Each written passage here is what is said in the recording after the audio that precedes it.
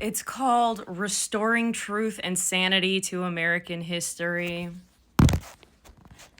By the authority vested in me, blah, blah, blah, blah, blah. It is hereby ordered. I'm gonna read you the synopsis because this is a whole lot of words to say. I'm taking away history. So basically, let's go to PBS because they want to cut PBS too. President Donald Trump on Thursday revealed his intention to force changes at the Smithsonian Institution with an executive order that targets funding for programs that advance divisive narratives and improper ideology, the last step in a broadside against culture he deems too liberal. Trump claimed there have been a concerted and widespread effort over the past decade to rewrite American history by replacing objective fact with a distorted narrative driven by ideology rather than truth, adding that it casts the founding principles of the United States in a negative light.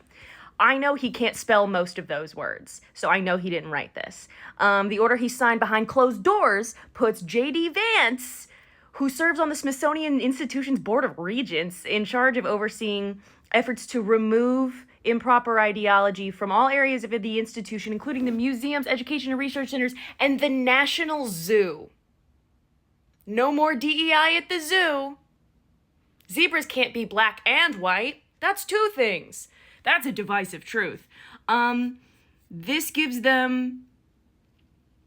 Let's see. Trump singled out the National Museum of African American History and Culture, the Women's History Museum, and the American Art Museum. Those are the three that he was like, you know, who's the biggest problem?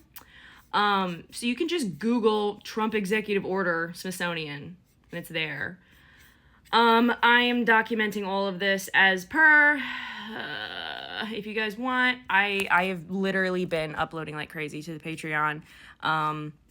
More zip files about prison conditions and data, my publicly accessible database, more zip files. Why did the levees fail? This is a Senate hearing. All this is publicly accessible. I just compiled it into collections to give you guys easy access into it, right?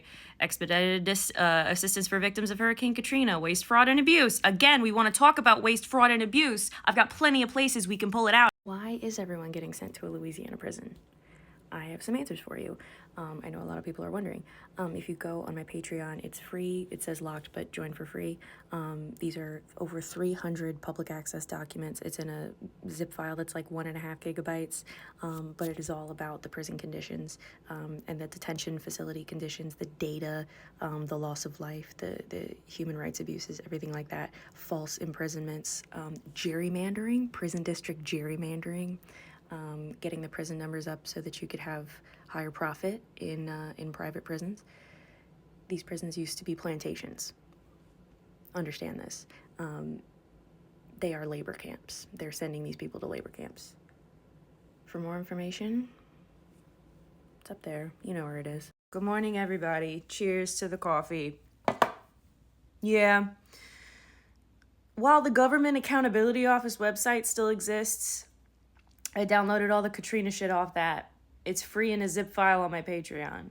It's all publicly accessible information. I just did the work of compiling it. It's all in PDFs that are keyword searchable.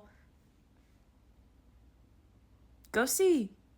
Go see the testimonies of Homeland Security post-Katrina. Go see. Go see how that lines up with what's going on.